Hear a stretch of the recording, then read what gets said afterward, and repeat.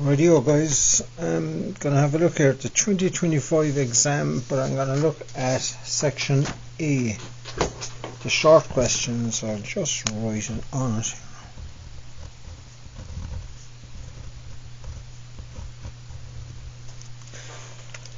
So 2025 section A, and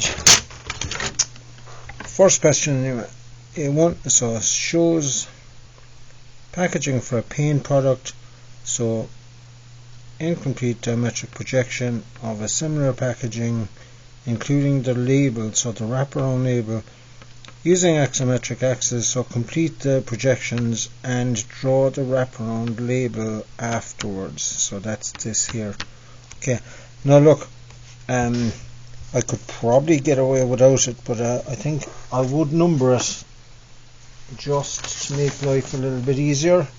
So I'll just start here, it doesn't matter where. So 1, 2, 3, 4, 5, 6 is my numbers here. So that would be, in other words, 1, 2, 3, 4, 5 and 6 back down on the ground here. So just number the 3D as well there, just to help people understand it. Now when you're looking in from the front end, that is 4, 3. Over here it would be 5 and 2, and this one on the bottom would be 6 and 1 as you look in from the side here. So that's our indexing, and I would recommend that you index it there. Just now, if I was doing it in the exam, I'd be rushing, but because this is kind of meant to be a teaching aid, I'll go a little bit slower, go nice and handy. So I'm going to project down there the points from the end. So 4 and 3, 5 and 2 is already brought down, and 6 and 1. And then when I project them in from the other side, so just make sure you get that accurate. So that is corner 6 and this is corner 1.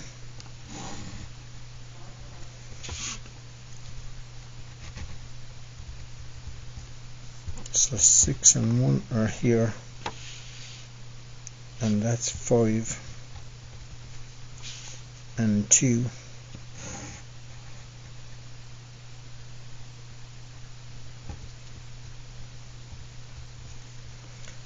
And up on top is 4 and 3. So I'll just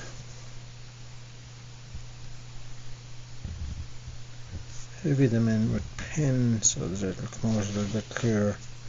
So that's 3 and 4 up on top.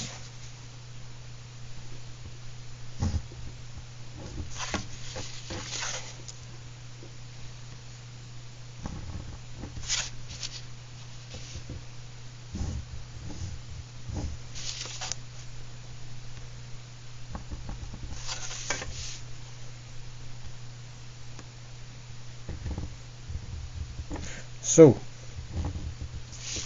that's the end view of it done there. Now I wouldn't bother giving extra letters, I'll just follow the same lettering again then. So I'm going to start bringing down the end, the right hand end now. So on top,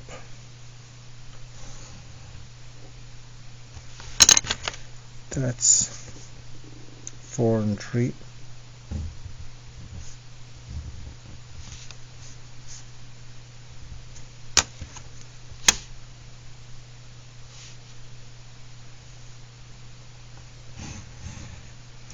And then we have 5. So I'll just heavy that going back in here.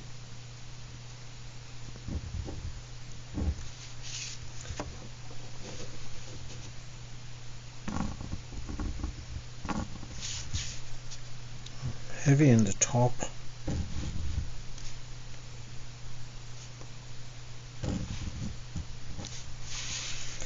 And then project back down. What they've actually done is here, it's here, So that 0.6 there is the inside pink line there.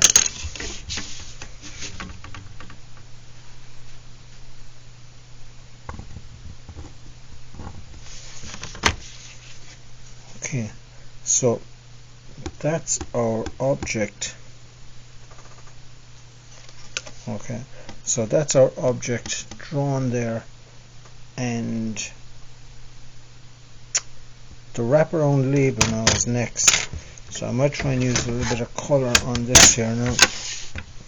So we'll just bring down the points in there for starters. So that's it on the top.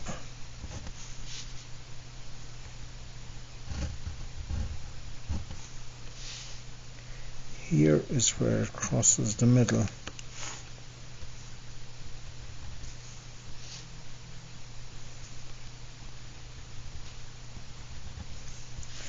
And these are the 2 points on the bottom.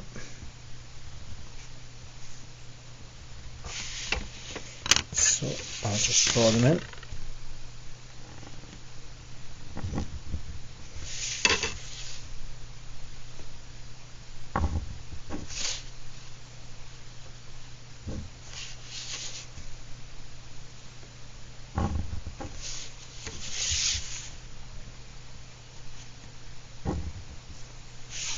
So that's our wraparound label there, but I'm going to throw a tiny bit of a colour on that just to help you see it. Now in the exam, I wouldn't, maybe you'd come back to it in the finish. I wouldn't spend time doing it in the actual Leaving Cert exam in the beginning anyway, but if you had time towards the end of the exam you could come back and do it alright. So there's our wraparound label, and that is A done. So just slide that camera down here.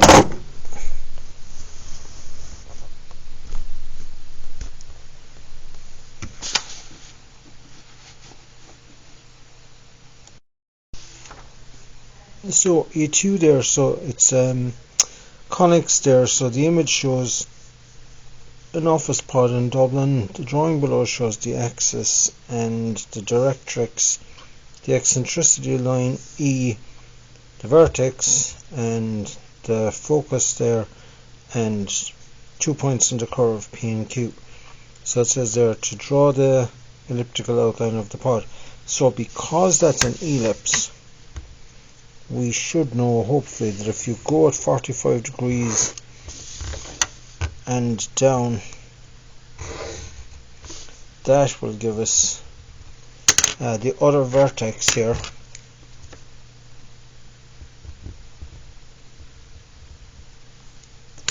and I know that the second part here was determined to indicate the position of the second focal point, but I would be using that anyway, so we know it's the same distance in. So if the focal point there is that far in on the left, it's this far in on the right. So that's our second focal point as well, F2. And I would always use that anyway because I want to find points on that. Now, straight up from the focal point, now that line going up there vertically is called the latus rectum. Yeah, rectum. And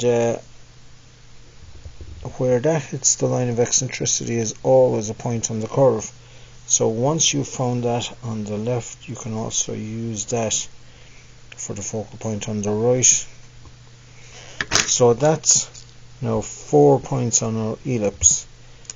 And I would take ordinates through here then as well. These random vertical lines are called ordinates. So I'm just taking the height from the axis up to the line of eccentricity, and swing it from the focal point. So that's going to get me the top point straight above that. and again over here, taking my height up to the line of eccentricity, swinging it from the focal point, and that's going to give me the height above there, which also goes through there. So I now have almost enough points, but I'm going to just bisect PQ here at the bottom to get the middle of it, because I'd like to find the major axis. I think it's important to find the major axis on the ellipse as well, so I'm going to take an ordinate at that height finally to find the definite minor axis, should I say. So that there, so these are all my points.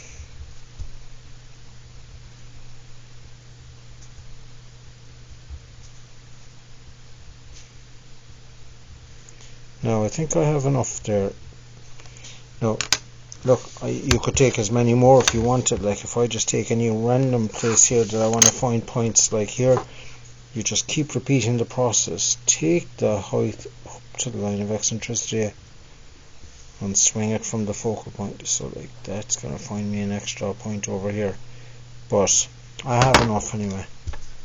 Now I would recommend, alright though, for drawing the freehand curve, if you wanted to really light,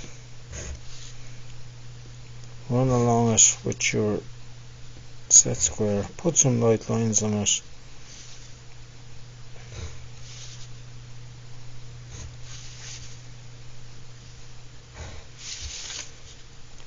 and you can go over it then and round it off heavy afterwards. Now if you're using a flexi curve, you don't need to do this, or if you're very good at drawing freehand curves, you don't need to do this. But if you're not the best at doing curves, and then you just need to stay a tiny bit outside the center of that.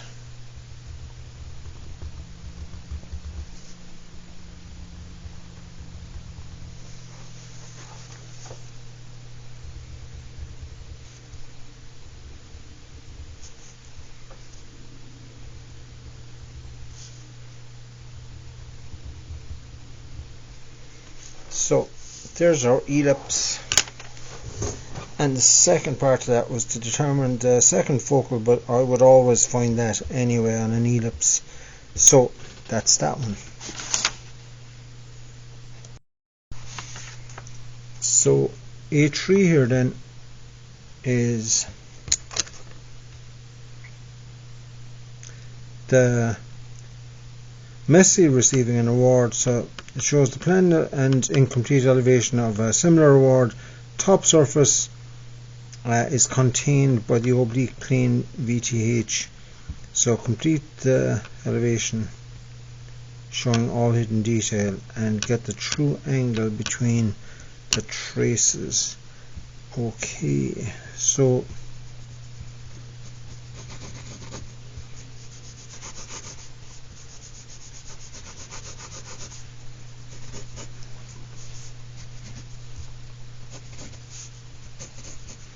there's our horizontal plane, our vertical plane, and what we've got here now is an oblique plane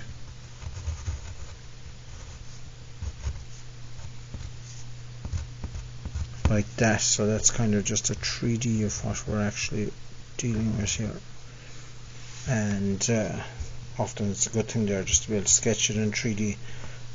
So let's start by parallel to the horizontal trace. We're going to bring these into the vertical plane, which is the XY line.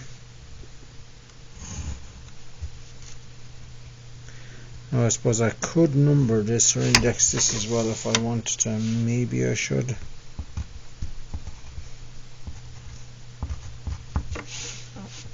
So then, okay, so my set square there is that set square there is reflecting back up the light and messing up the light on that. I might just try changing to not green set squares. Yeah, I think I'll just leave the light out on the camera. it might work out better. So point 1, you project it in parallel to the horizontal trace, up and back across, and that is point 1 in the elevation.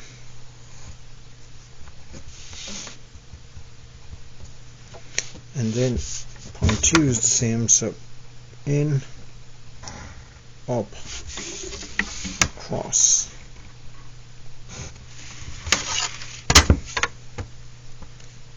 That is point 2. So point 3, in, up, across, horizontally. So this is point 3. And finally point 4 came in, up, back across.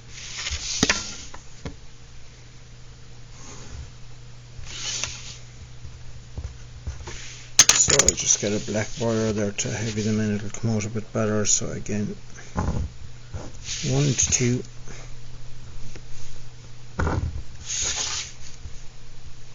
3 to 4, back to 1.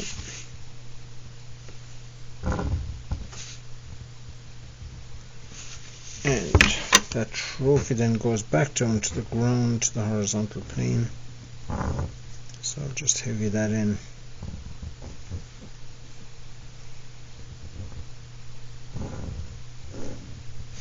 Now because we're looking in from here, you can't see 3 at the back. So I'll just throw a dotted line on that.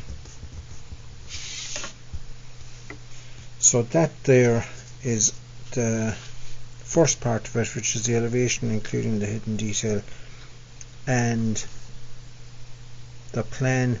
So the last part there then was to determine the true angle between the vertical trace and the horizontal trace. Now, what you're trying to do here, I think you could consider it's like a hinge. If you put a hinge or 2 hinges on this, and what you're going doing is rebatting that down so that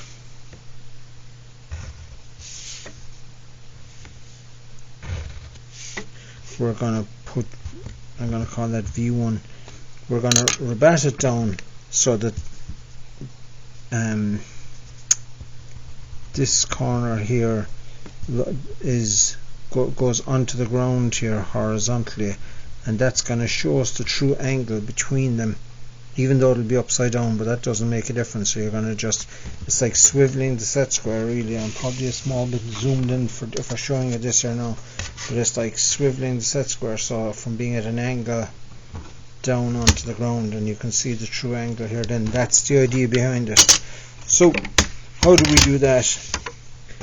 I'll use red here for this. I'm going to just, this is the key thing here, it has to be 90 degrees here.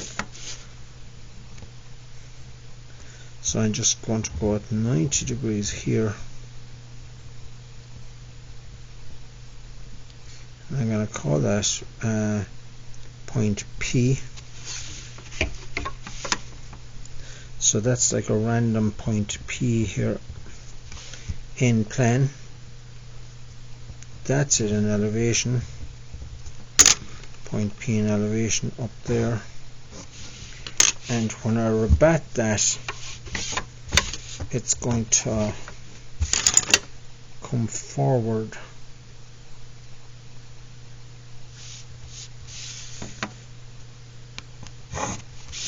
It's going to hinge forward down onto the ground like that, because it's going to go perpendicular to the horizontal trace now. And if you take there the true length along the trace up to P, when that's a true length there, when that's on the ground, it's also going to be a true length. Now I know some books show swinging an arc like this, and you can do that no problem, but it's not really like that, because you're taking a length off the vertical plane and marking it on the horizontal plane. And really, you can, like that dotted line here, like that, you can't swing. That's going from a vertical plane to horizontal plane, so you can't really swing that arc like such. What you're doing is taking the distance and marking it on the other one. But anyway, that's the technicalities of it. So that there is the plane rebatted down, and this here is the angle we were looking for. I'll just mark it in there that that's the angle there that we're looking for between the traces. So that's V1, I called it when it was knocked down here. So yeah, that's rebatting an oblique plane is what that's called. So yeah, there's 3. Now finally A4 there. So as we can see there, it's interpenetration. You've got a salt shaker, which is pentagonal based, and a square based prism going down through it. So the drawing on the right shows the plan, the incomplete elevation. Now look, really the easiest way I think to do this is based on understanding something here, that any line, that's this line here, if I just pick that line there, right, on S, if you go parallel to that base line there, the horizontal trace, if you go parallel to that up higher, that's a horizontal line.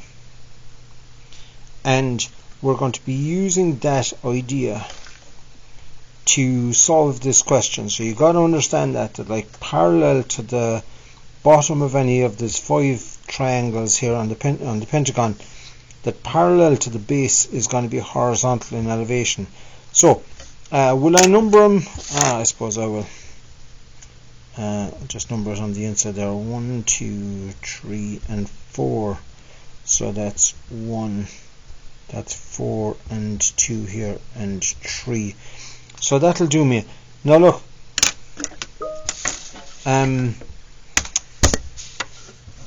because this is vertical here, that's an edge view of that whole surface.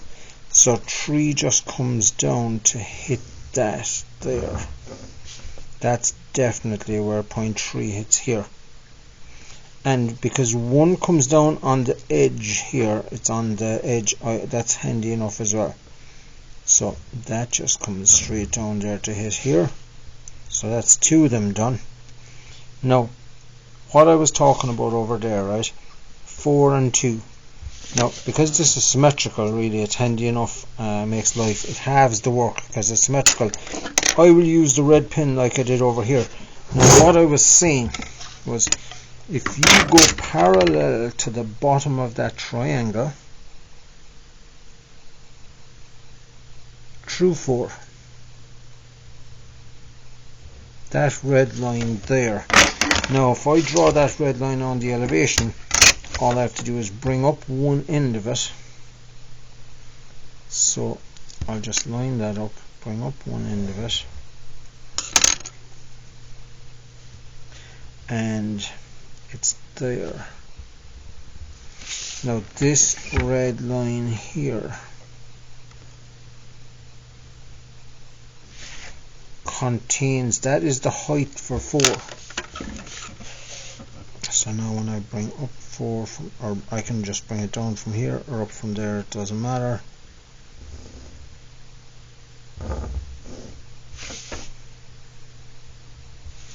So I have now found where 4 and 3 go in, and 1 and 4 and 3. So I have all of these. Now the next problem then is I need what are called crossover points.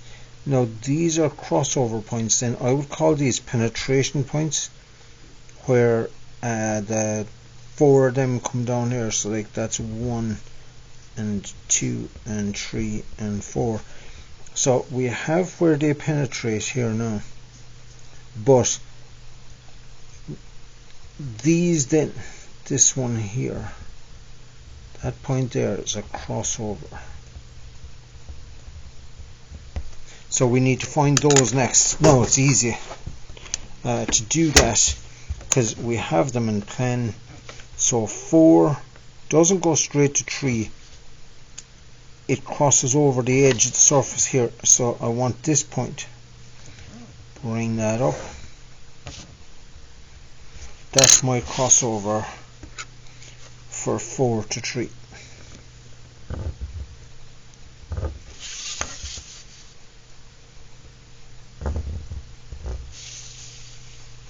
And then 4 to 1 has a crossover here, which is there in plan. Bring it up, and that's where 4 crosses over and then goes on the other surface to 1. Now, because this is symmetrical, and don't forget to fill in these lines here then as well for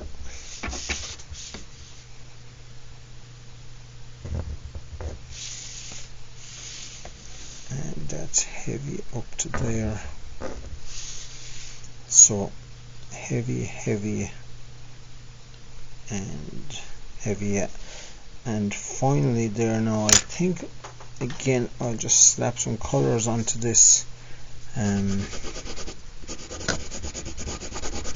Now I wouldn't go doing this in the exam again because of the time constraints, but if that's our square base prism going down through that there, just to help people see it,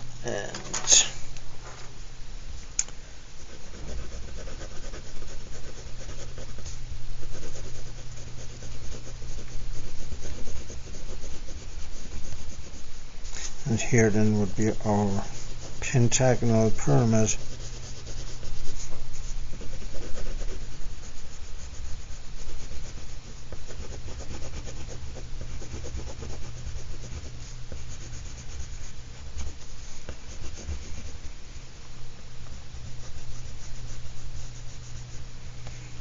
That it's going into. So yeah.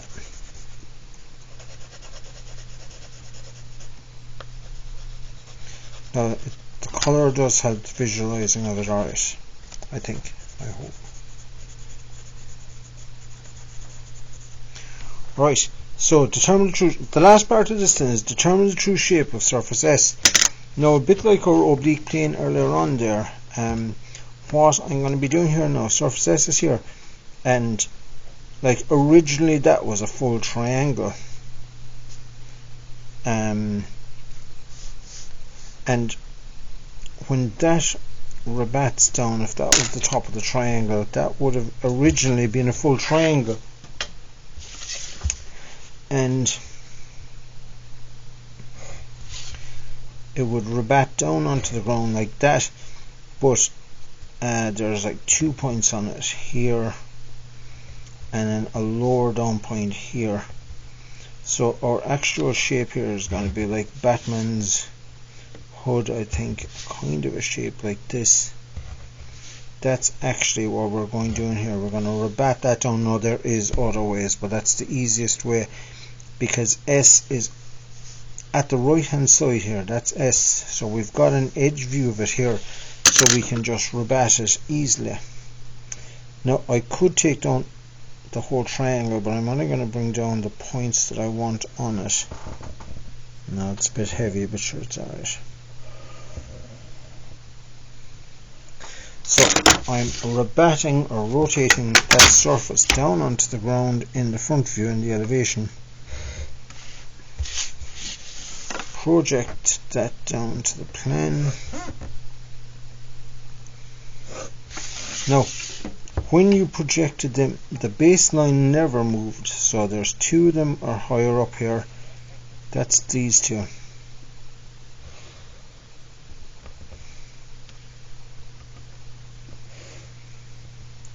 Now you could index them if you want, and this one then is closer down to the ground, where 3 goes in.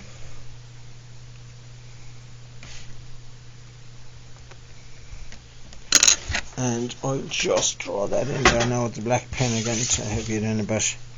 So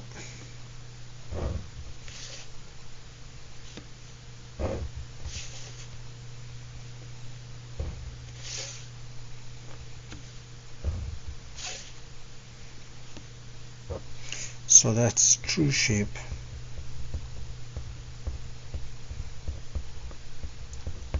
S. So that's done by rebatment. Now there is other ways to do it. Like you could take an auxiliary looking down there at 90 degrees,